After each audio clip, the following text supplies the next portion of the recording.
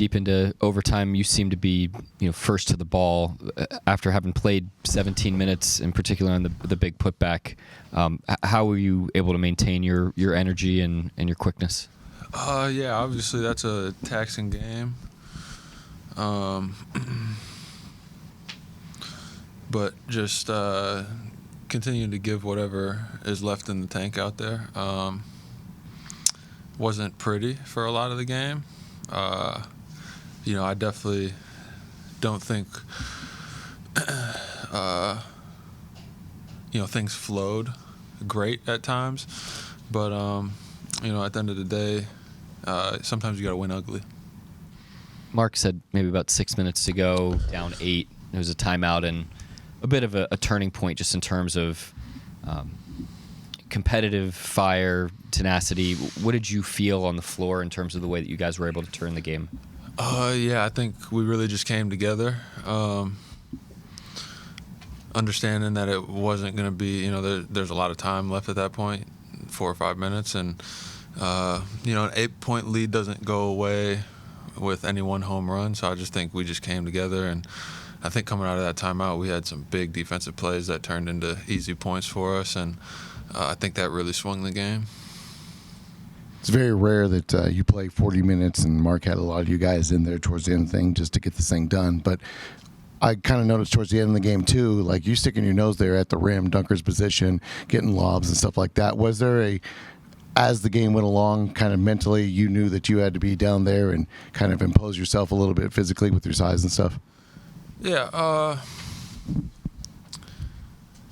I just think reading the game and doing whatever it takes to win, understanding that, it's a taxing game out there. Both teams getting up and down. Both teams have to guard all game. Both teams have to execute all game. And, if you're feeling tired, they're feeling tired. So just continuing to try and really just hammer away at what we do. And, down the stretch, we were able to get some good cracks and get some high percentage plays, whether it was, some drives to the paint, some dump-offs for finishes or putbacks, whatever it might be. Just, I think we did a really good job of not straying from what we do, even though there were points in the game that were challenging, and it worked out for us in the end. You down 2 bigs, obviously. What'd you think of Brandon? Looked like we think of him as a guy who can pop out and knock down threes, but looked like he was more physical and just more active tonight for him.